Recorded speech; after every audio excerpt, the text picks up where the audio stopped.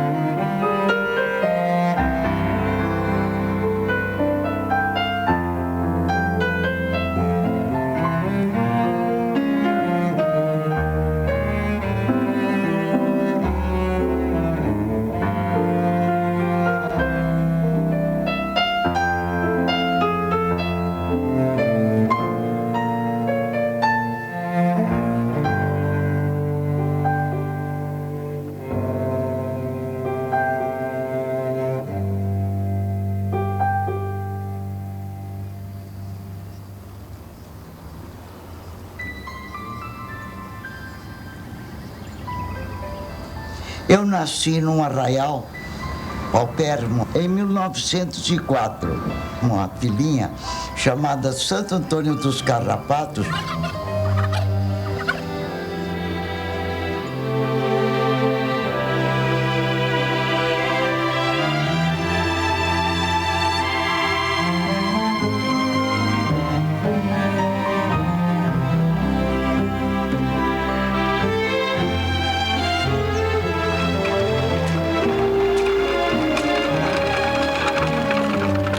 Meu pai era plantador de café.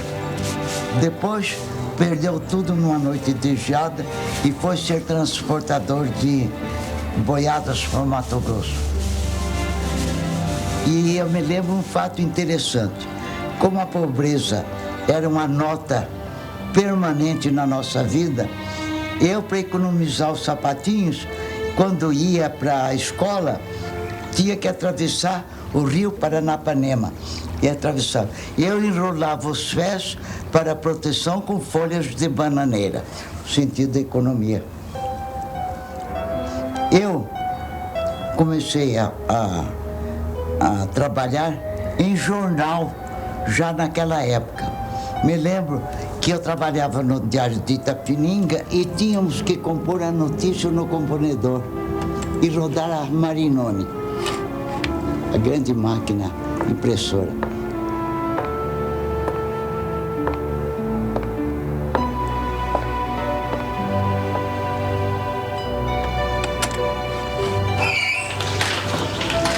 Em Itapetininga eu fiz escola modelo, depois eu fui interna no Mackenzie College em São Paulo. Voltei, não pude continuar, porque para me sustentar lá, eu até engraxava as botas das colegas e escrevia nos cadernos delas as lições. Em Itapetininga, aconteceram muitas coisas interessantes. Uma delas, extremamente notável, é que eu vi pela primeira vez um avião.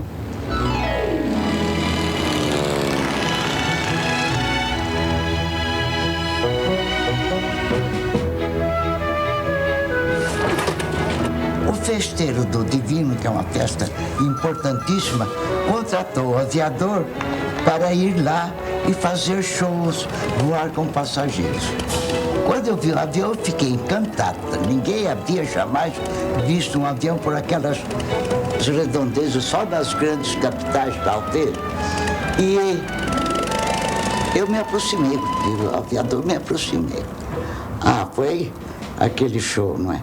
E me colei de assistente ou ajudante de ordens do aviador.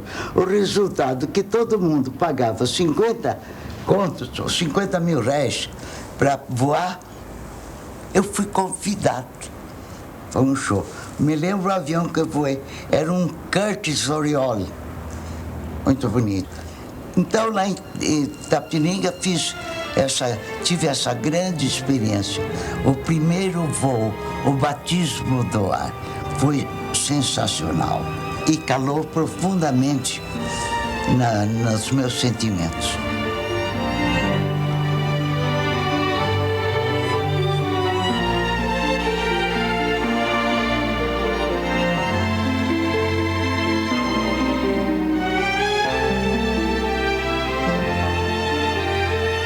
Os shows aéreos, naquela época, e acredito que até hoje, eles atraíam uma enorme multidão. O piloto era considerado um verdadeiro herói pelo simples fato de voar, porque muitas vezes eles não faziam nada mais do que decolar, dar uma volta e pousar.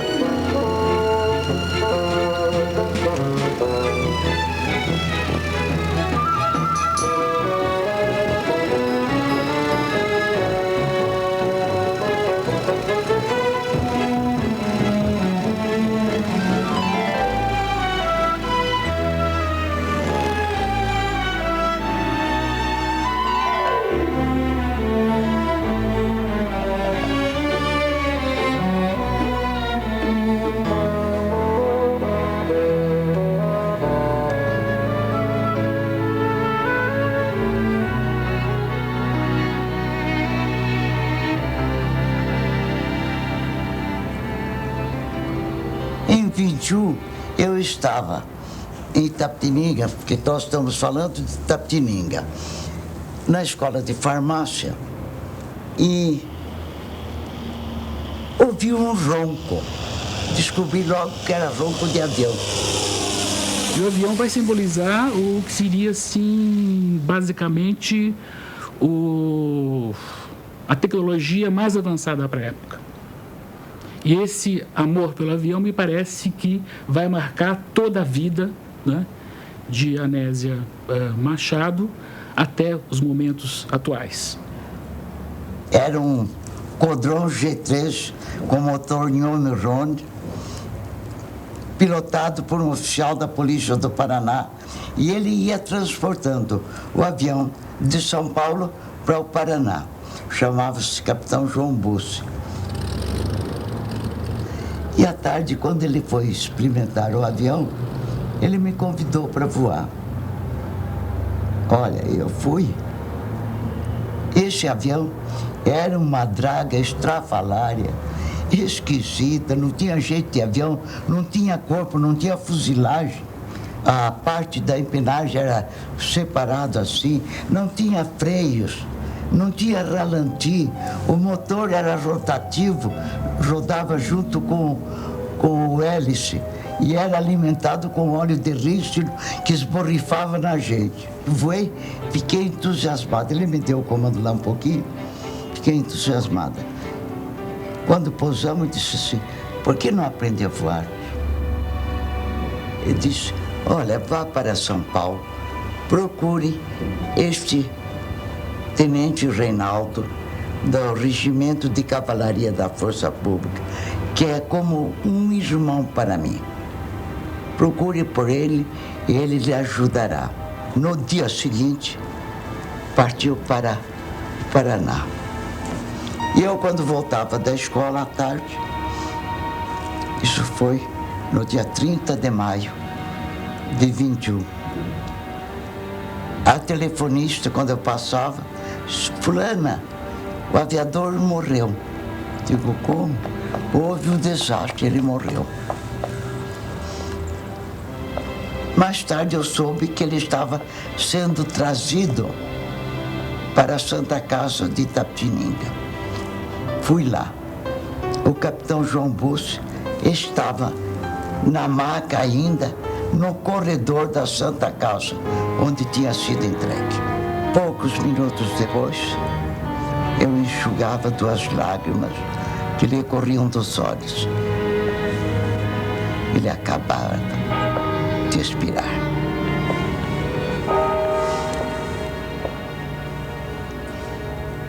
No dia 5 de junho, um domingo, logo a seguir, isso foi 31 de maio. 5 de junho, meu aniversário, aliás. Meus pais foram ao culto. Quando voltaram, Eu já tinha vendido todos os meus livros da escola de farmácia, tinha arranjado 120 mil réis e eu estava decidida a sair de Itapemirim para São Paulo. Quando os pais voltaram do culto, ficaram admirados. Aí iniciei a minha parte da vida em São Paulo, procurando trabalho. Fui ser vendedora de perfumes na Casa MAP. Não é à toa que eu adoro perfume. E fui ser tradutora na Livraria do Pensamento, porque nessa oportunidade eu já trançava mais ou menos bem o meu espanhol.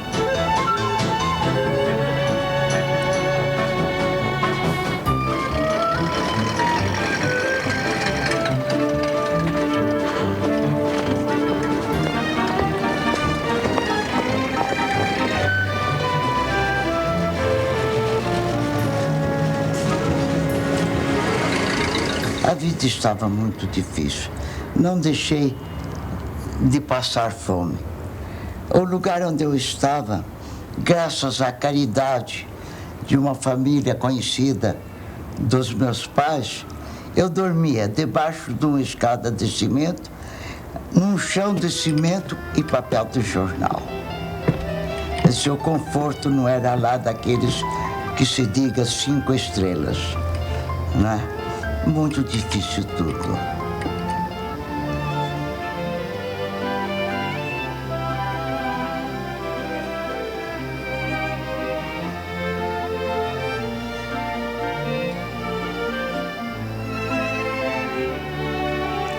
Vale lembrar que o mundo dessa mulher burguesa, ou seja, o imaginário dessa mulher burguesa, é um imaginário absolutamente hidratado pelas heroínas do romance romântico da segunda metade do século XIX, ou seja, as heroínas do José de Alencar, as heroínas do Joaquim Manuel de Macedo. É curioso porque, embora a Anésia não tenha nenhuma identificação com essas criaturas frágeis, quase que transparentes, etéreas, extremamente femininas e voltadas para casa, ela vai procurar, à sua maneira, ser ela também uma heroína. O que marca esse momento é exatamente essa apologia à industrialização, apologia ao progresso, apologia da técnica da máquina. E essa aviadora, ela inicia a sua carreira exatamente nesse momento histórico, dentro desse ambiente de euforia, de grandes expectativas, e o que me parece fundamental, nesse caso, na história dessa mulher, é esse seu interesse pela máquina. Eu tinha combinado com o tenente Reinaldo para ele ser o meu instrutor. Foi um arranjo que ele conseguiu para ter um patrocinador. Como disse anteriormente, eu não tinha condições, mas vendi a ideia. Depois teremos grandes oportunidades de voar por aí, voando com passageiro, fazendo exibições. E consegui o patrocínio. Não havia escolas, não havia aeroclubes, não havia nada. O avião foi adquirido para eu voar. Assim eu comecei a minha instrução de aviação em 21 de dezembro de 1921. Fiz o meu primeiro voo com instrutor. Nós vamos ver aparecer, nos anos 20 justamente, em que ela começa a voar, uma figura importada da França que é a femme nouvelle, ou seja, a nova mulher.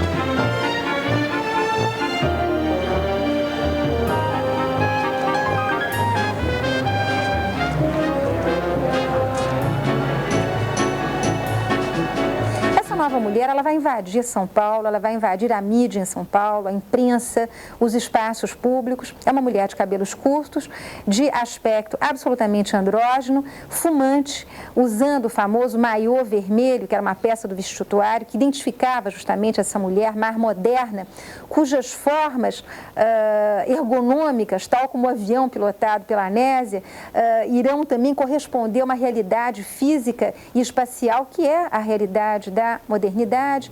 Há uma possibilidade de que a Anésia se tenha inspirado em Adrienne Bolan, que era uma aviadora francesa, muito jovem também, como a Anésia. Ela, com 21 anos de idade, ela veio para a América do Sul num Codron G3, semelhante ao que a Anésia teve mais tarde. Ela foi para a Argentina, foi para Buenos Aires, foi a Mendoza e atravessou os Andes. Ela fez algo, ela foi talvez o segundo ou terceiro aviador a voar sobre os Andes até Santiago.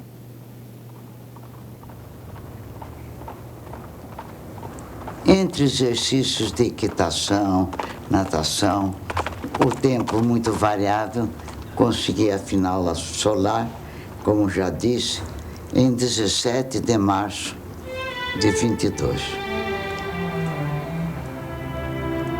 Fiz um voo com o meu instrutor. Ele desceu do avião e me disse: chuta, vá. Eu me assustei e fui. Quando cheguei lá em cima, estava felicíssima, voando sozinha. Dei minhas voltas, feliz, encantada. E depois disse lá para comigo mesmo: e agora? E agora? O pouso, afinal de contas, pousei muito bem. Palmas pelos que estavam presentes, uma alegria infinita. Meu instrutor satisfeito porque o voo foi perfeito.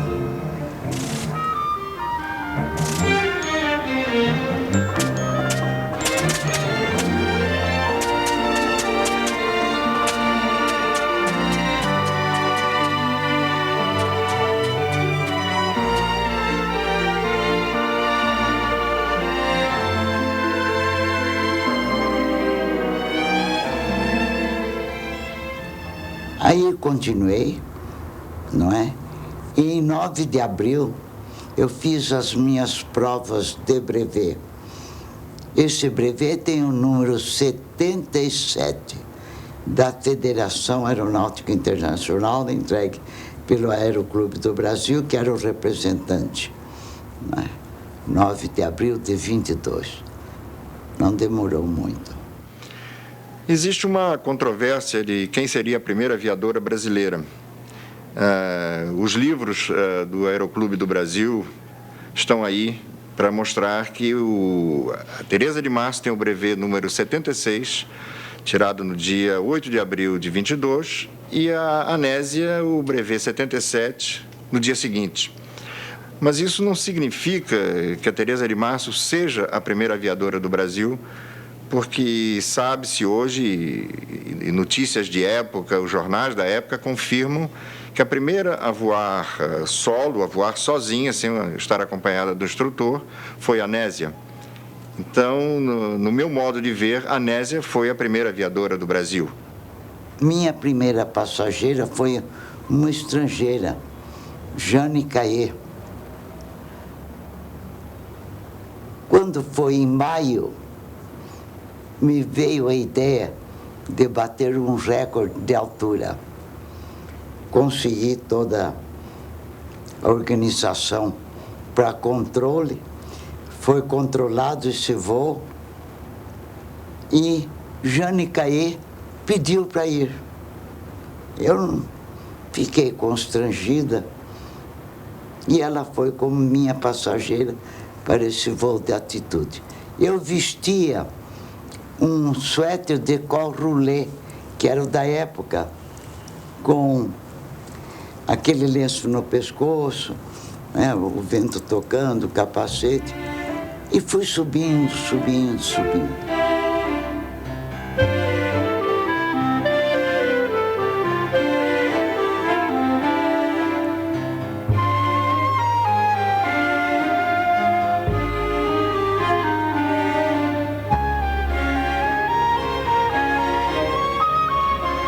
batido o primeiro recorde de altitude feminino no Brasil. Não sabia de outros em outros lugares, mas no Brasil fui eu. 4.124 metros. Daí em diante, comecei a voar com passageiros. E instituí as tardes de aviação em São Paulo. E era uma assistência colossal todos os domingos, e eu voando com passageiros. Cobrava 50 mil réis para voar. Comecei a ganhar meu dinheirinho e pagar as contas atrasadas. A Nésia deve ter se inspirado também no voo de Sacadura Cabral e Gago Coutinho, aviadores portugueses que voaram de Lisboa ao Rio de Janeiro também em 1922. Esse foi um voo realmente, foi a primeira travessia aérea do Atlântico Sul, e foi um voo cheio de peripécias, que consumiu 3 aviões e que demonstrou uma coragem e uma capacidade de navegação muito grande.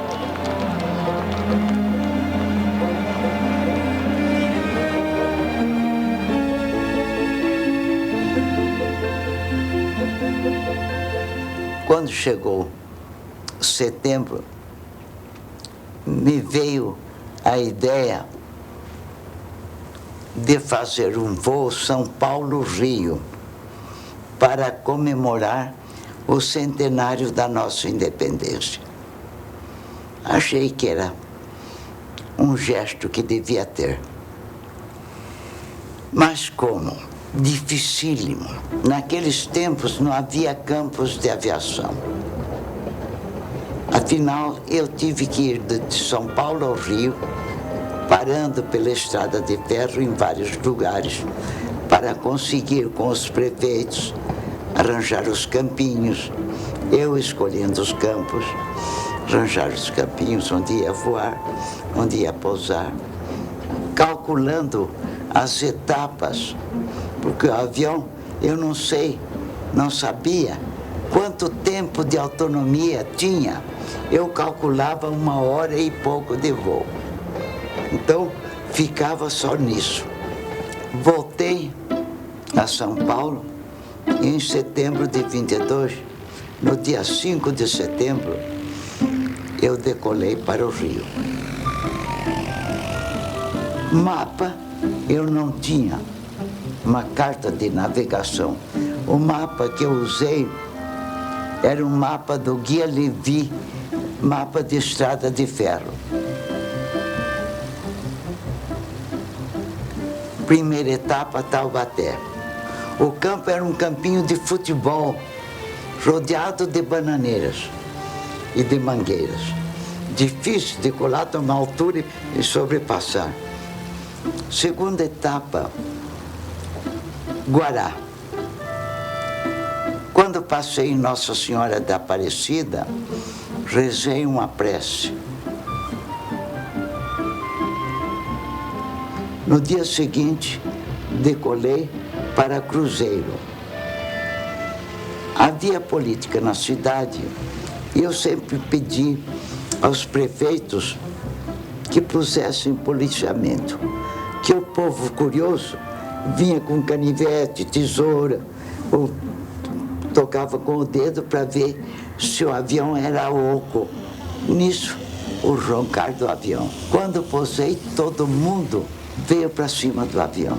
Eu tive que dar uma desviada, bati nos cupins, arrebentei uns montantes, avariei um pouco o avião, foi desagradável. E saí rumo ao Rio, pousando primeiro em Pinheiros, uma estação agrícola. Admirável, ninguém havia visto o avião. Aconteceu um fato notável, eu tive que almoçar lá e deram muitas jabuticabas, que eu pus no bolso da gabardina. Deixa estar o que aconteceu depois.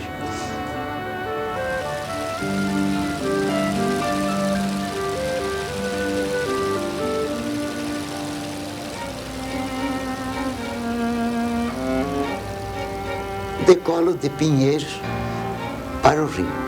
Aí que foi a pior parte da viagem, porque eu tinha que enfrentar a Serra do Mar. Quando via o princípio de um túnel, não via o fim e estava um pouco nublado. Mas eu, com a minha firmeza de ânimo, minha fé, fui enfrentando. Consegui passar a Serra da Mantiqueira e, de repente, vejo o Campo dos Afonsos. Foi uma beleza a minha recepção. E aí, quando vou descer do avião, a gabardine estava com as jabuticabas todas amassadas. Foi um desastre. Deixa a gabardine no avião. E fomos para a cidade. Foi uma festa muito bonita que jamais poderei me esquecer.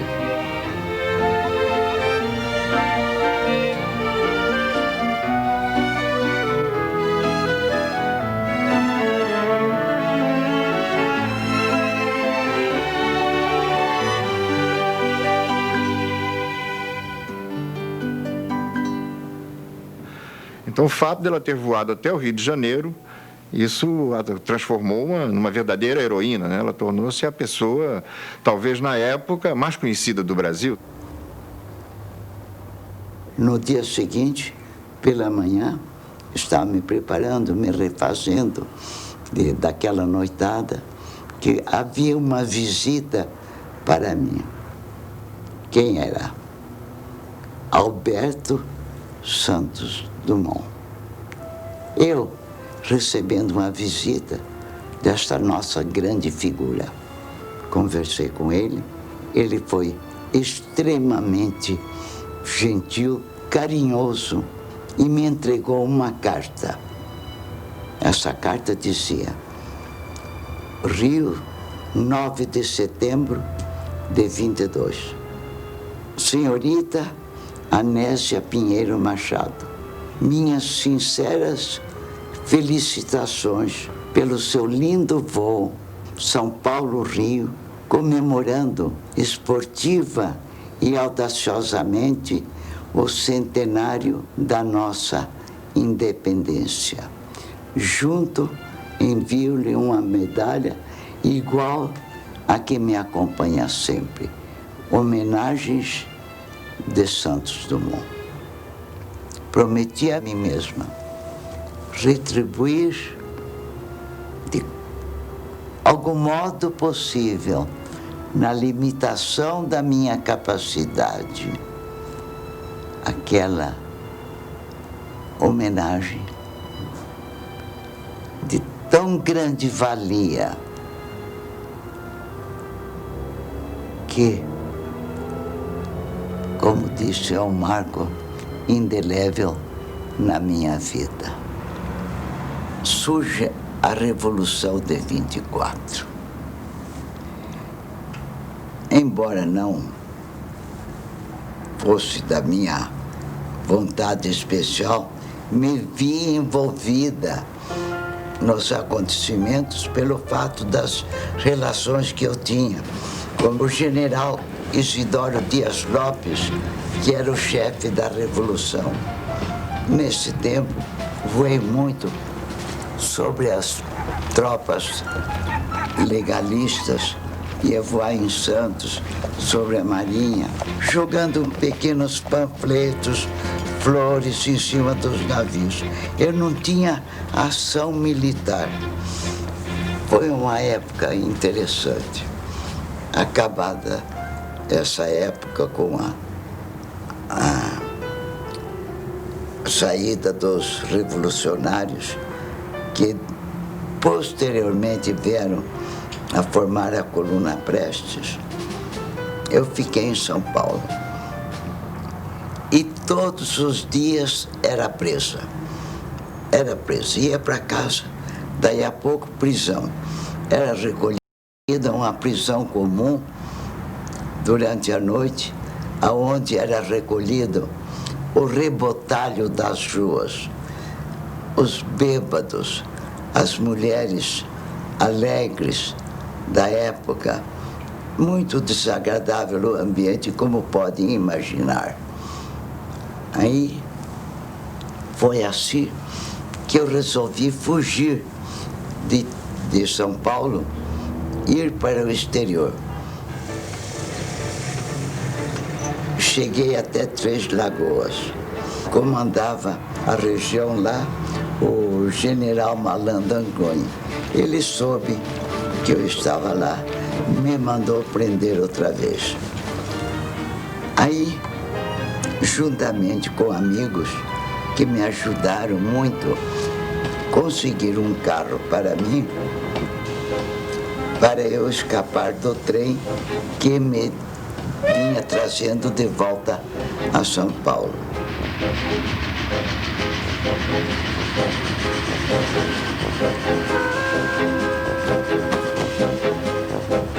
Dali, uma viagem e indo parar no garimpo dos Garças. Fiquei lá entre os garimpeiros algum tempo, muito bem tratada. Não havia mulheres por lá. Eu, lamentavelmente, voltei para São Paulo.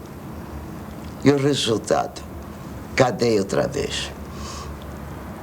Nessa data, incomunicável. Já ia o ano de 25.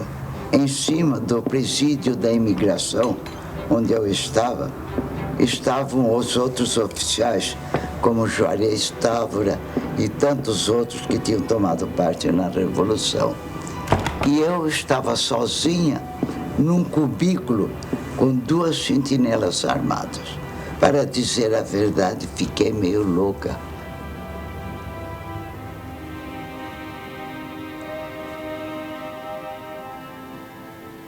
Ela participa da Revolução de 1924, ela está do lado dos tenentes, depois ela vai para a prisão, né? Mas fundamentalmente o que interessa para a aviadora, né, é jogar flores. Do avião você joga as flores porque você tem como objetivo a paz.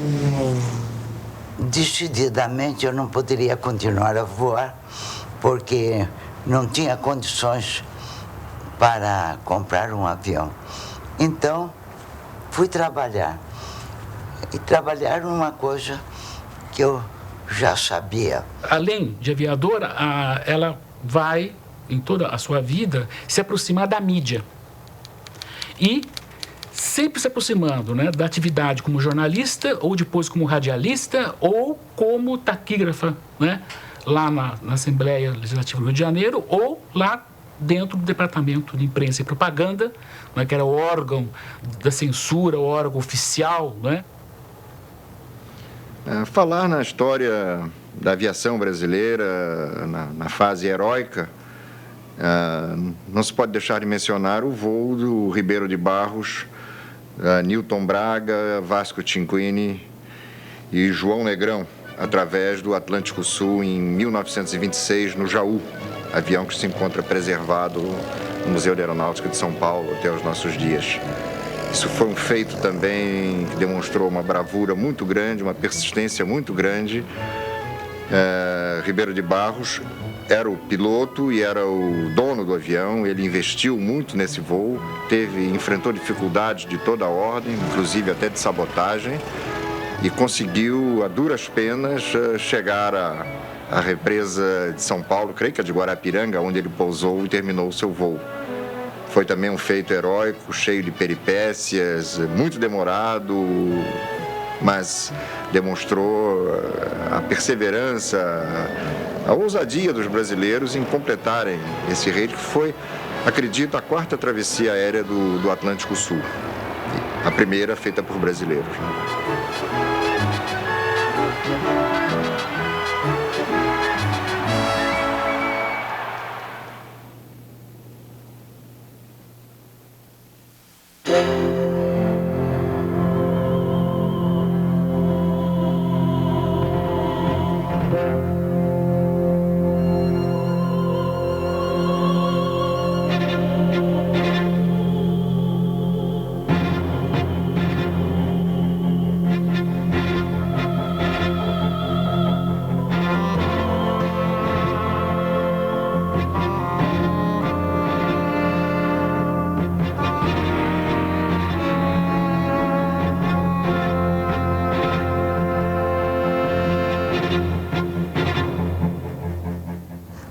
continuando essa época toda, até que cheguei mais ou menos à década de 30, quando o Aeroclube do Brasil tinha aviões e a gente podia voar.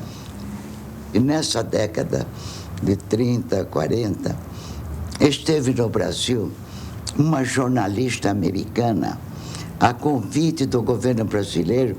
Ela correu todo o Brasil,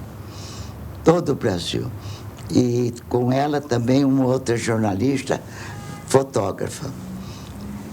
E um dia, um dos meus companheiros do DIP, Departamento de Imprensa e Propaganda, disse: Nésia, você não quer ir voar lá em Manguinhos? Para essas americanas, elas gostam de apreciar, elas são especialistas em assuntos de aviação. Eu digo: vou. Eu estava voando um ótimo avião de acrobacias, o Beaker Jungmann. E eu disse para uma delas: quando eu voltar, eu vou tirar o seu bonezinho. Brincadeira. Olha, deixa estar que eu fiz como o papagaio que foi a um concurso de acrobacias. Fui lá para cima e me desmanchei. Foi uma beleza.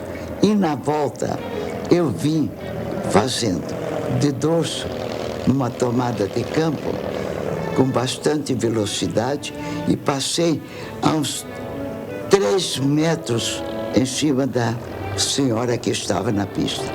Resulta que o chapeuzinho voou e um susto ela tomou também. Aí fiz a minha volta natural e posei.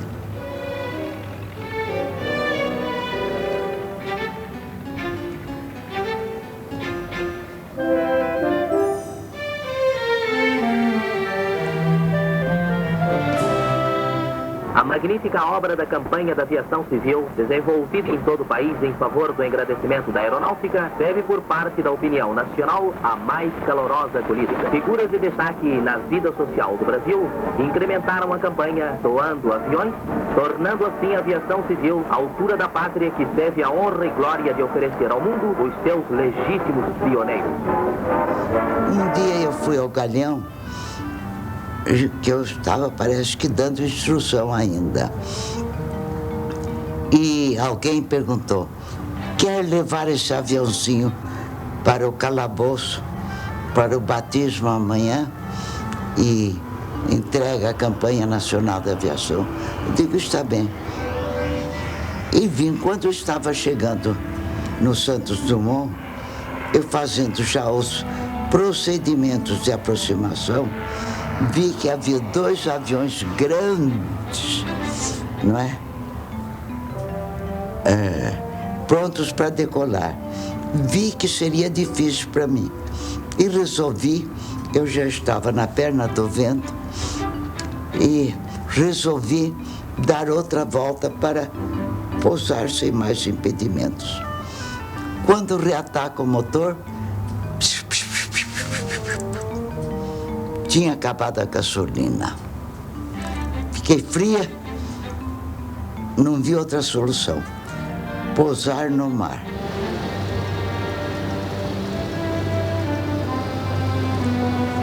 Pousei no mar, perfeitamente. Papagaio, nunca morri de desastre de aviação, vou morrer afogada. E a água foi subindo e me cobriu.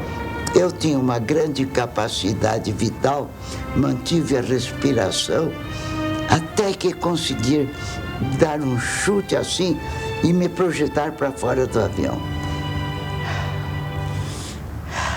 Respirei aliviada.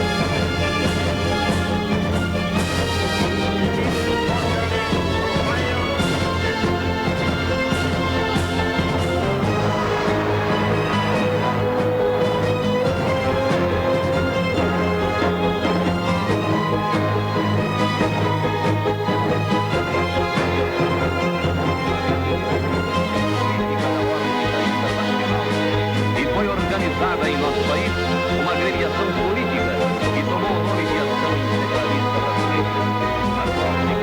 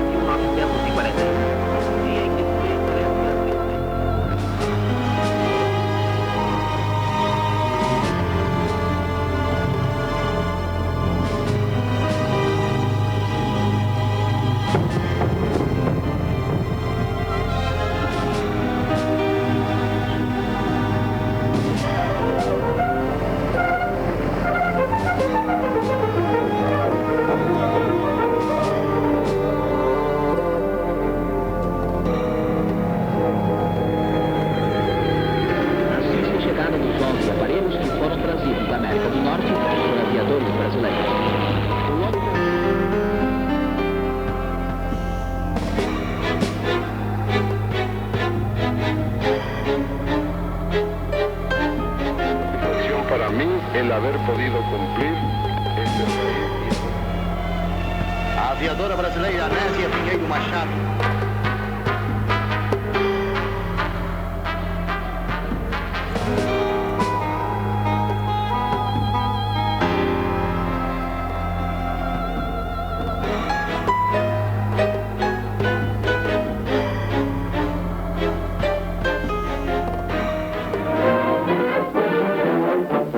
As comemorações da Semana da Asa, realizadas no Rio de Janeiro, foram coroadas de pleno sucesso, que bem reflete o adiantamento da nossa aeronáutica civil.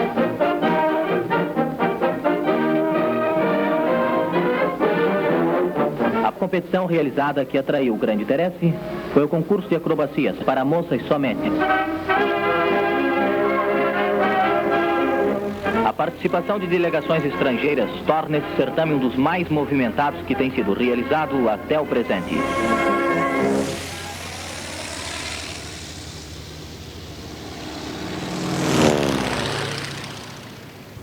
E quando um dia no DIP, alguém me informou que havia chegado um convite para mim da Embaixada Americana. Eu segui para Houston, Texas, onde estava o CAA Standardization Center. Tirei meus cursos de piloto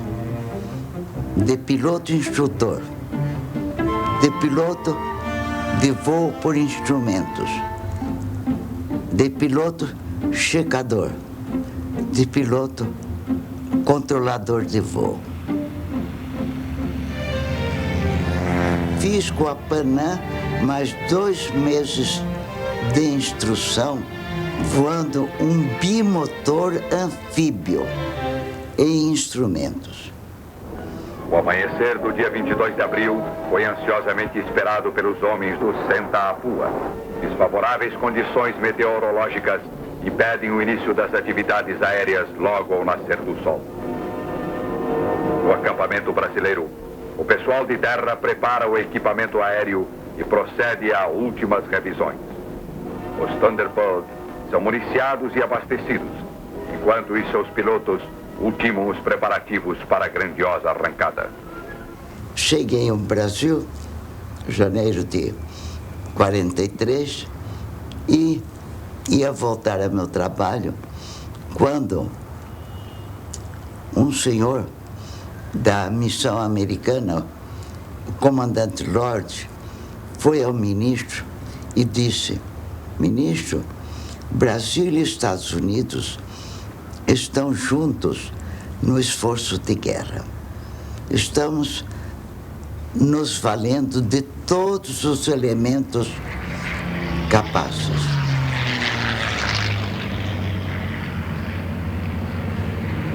E assim é que eu fui nomeada instrutora de voo por instrumentos no Ministério da Aeronáutica, na FAB. Eu acho que eu sou a única mulher que deu instrução especializada numa corporação militar. Não fui ser enfermeiro ou ajudante, fui igual a eles. Durante a guerra, devido à dificuldade de formação do número de pilotos que eram necessários, foram mandados aos Estados Unidos uma série de jovens que apenas tinham qualificações, mas nenhum conhecimento aeronáutico, então. E em poucos meses eram transformados em pilotos juntamente com americanos. Recebiam o mesmo tipo de treinamento. Dos céus, os possantes Thunderbird, do primeiro grupo de caça brasileiro, despecham incessantes ataques para dificultar a progressão das forças nazistas. Pontes e instalações militares são atacadas pelos aviões do Senta Apua e destruídos em toda a linha de combate. A superioridade do pessoal de terra, os sargentos, é igualmente demonstrada no completo sucesso aéreo. Tiros certeiros acertando alvos.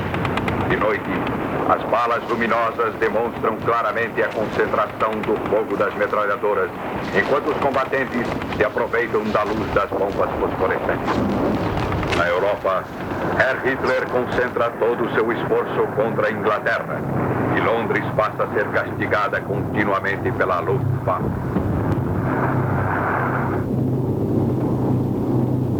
Milhares de toneladas de bombas são despejadas noite e dia contra esse heróico baluarte.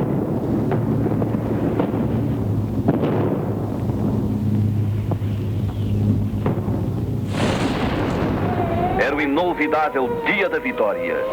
O povo, que chorara tanto pela tragédia universal, agora chorava de alegria, gritava, cantava e delirava pelas ruas.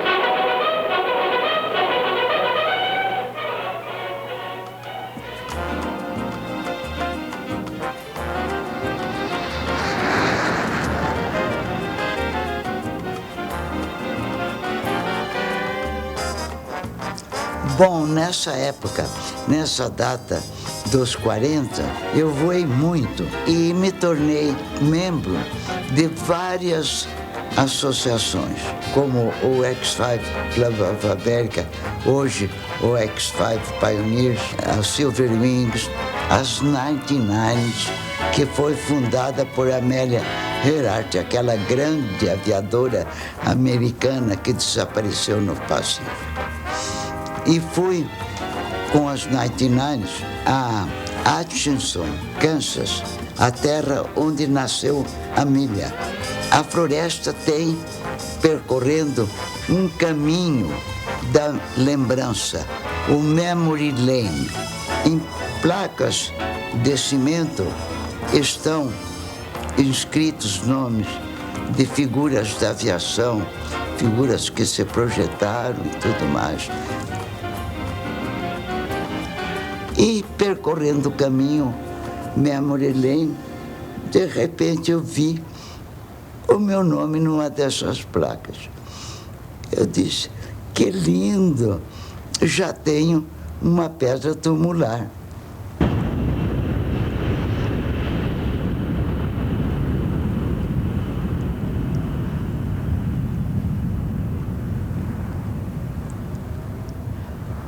Era um sonho de 29 anos, fazer um voo internacional ligando o Brasil aos Estados Unidos. Me desfiz de um apartamento que tinha comprado, cheguei um dia em casa e disse, vendi o apartamento e comprei um avião. Comprei um Ryan Navy Super 260. Era um avião monomotor bastante avançado. Assim é que em janeiro de 51 eu iniciei o voo Nova York-Rio.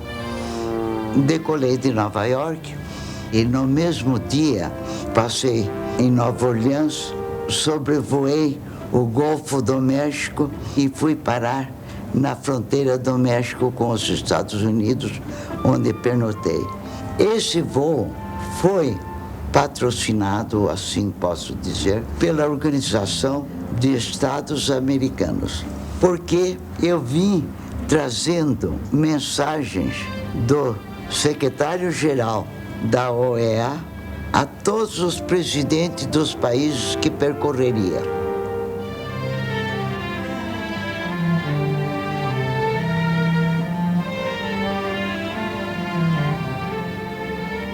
E, finalmente, Rio de Janeiro. Rio de Janeiro entregar a mensagem a Getúlio Vargas.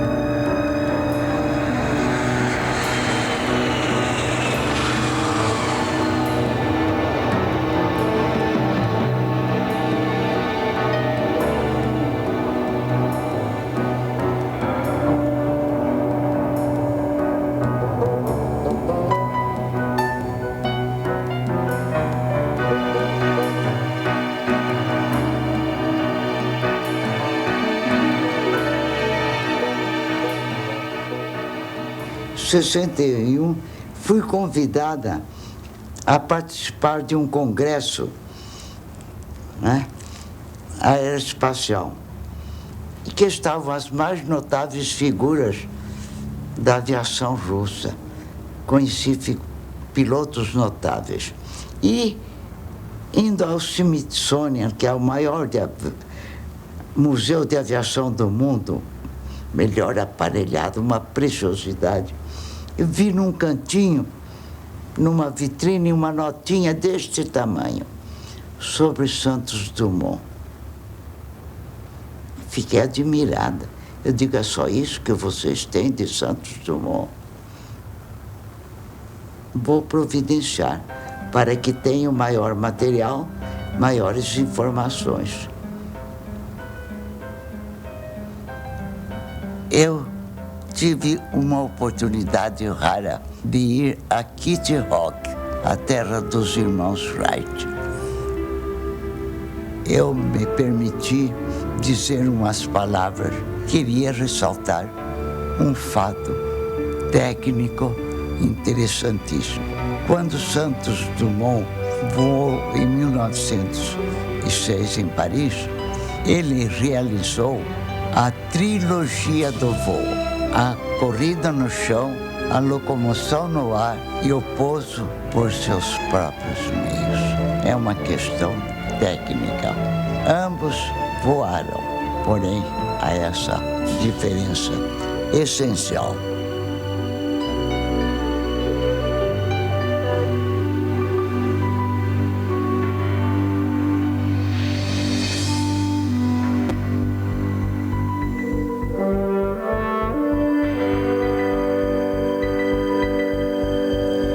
Nesse dia, houve o primeiro pouso na Lua, dia do aniversário de Santos Dumont.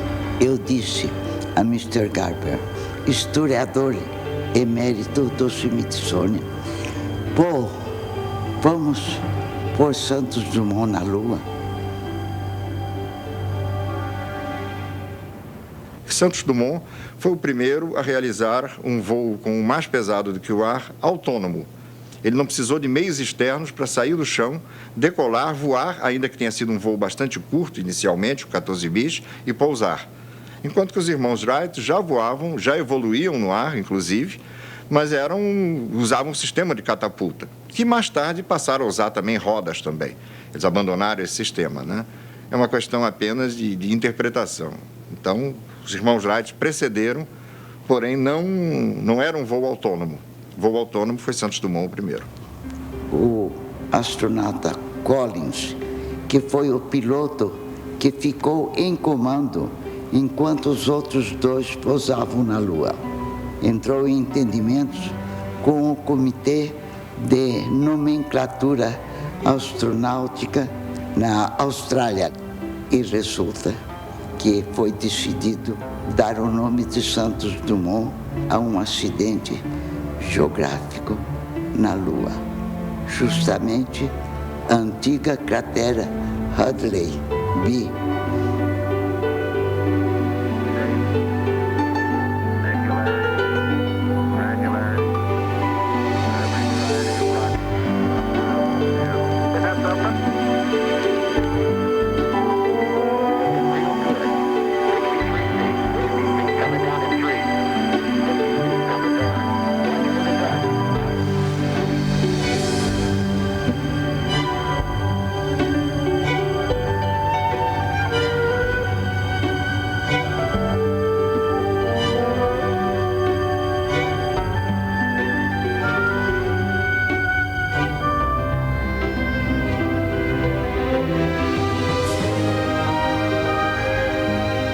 Meu ideal estava sendo cumprido.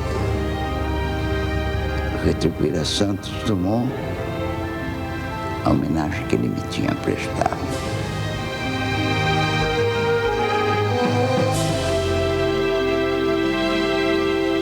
Antes de mencionar que a Anésia recebeu o prêmio Edward Warner, que foi conferido também a Charles Lindbergh, um verdadeiro herói americano, o primeiro piloto a atravessar sozinho o Atlântico Norte em voo direto.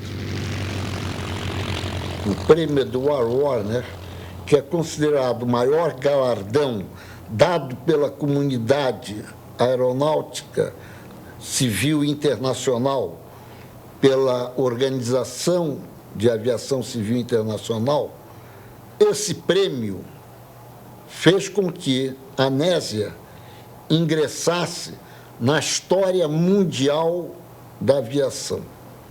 E eu tive a honra excepcional de receber o meu prêmio Edward Warner na qualificação de pioneira. O diploma Paul Tissandier foi dado à Anésia pela Fédération Aéronautique Internationale, após pesquisas que levaram 3 anos por aquela instituição, dando-lhe o título de decana da aviação mundial feminina, porque na época que ela obteve esse prêmio, ela ainda estava em plena atividade. Completei meus 60 anos, a nossa CEMAL me cortou do voo. Lutei, não consegui. Quando eu os Estados Unidos, lá, eu se for lá agora, vou ao médico, se o médico me der o cartão, ok, eu posso voar. Vou a um campinho, contrato um instrutor, tomo um duplo, se estiver, vou lá.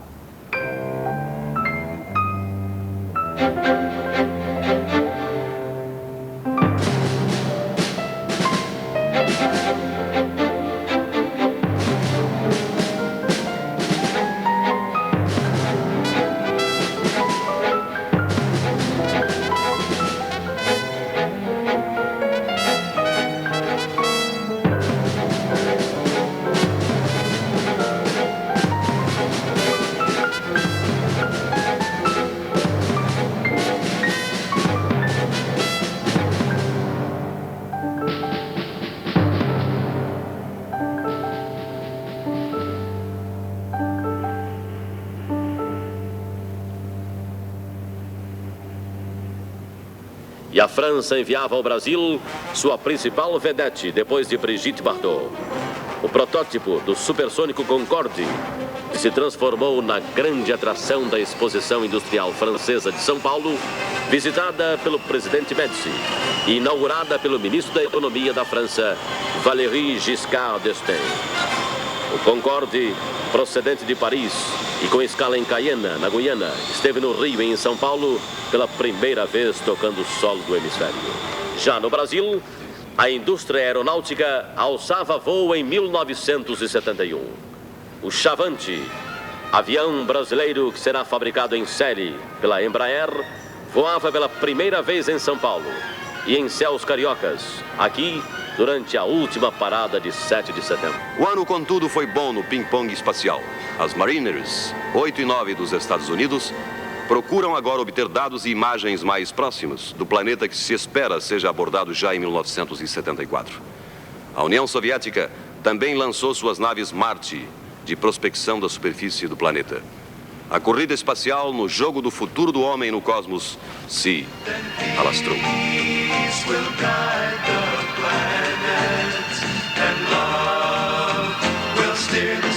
This is the dawning of the age of Aquarius, the age of Aquarius.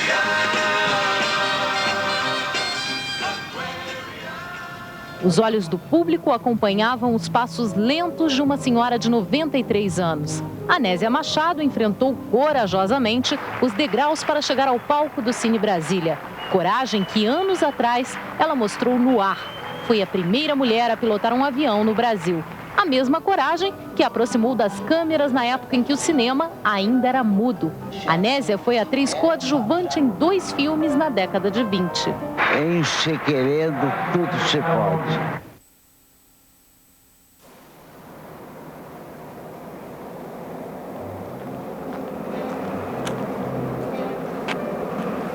Vocês viram essas lindas máquinas. E eu fico, como disse sempre, comovida junto de aviões. Porque no idealismo de saber voar, de poder voar, o piloto se irmana com o avião. A impressão que se tem é que é um duo amoroso. O avião compreende o piloto como o piloto compreende o avião.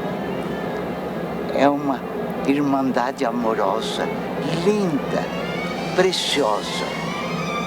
Como se pode deixar de amar o voo, de sentir a vida ampla dos horizontes, de sentir a vida, como já disse, de uma verdadeira transmutação.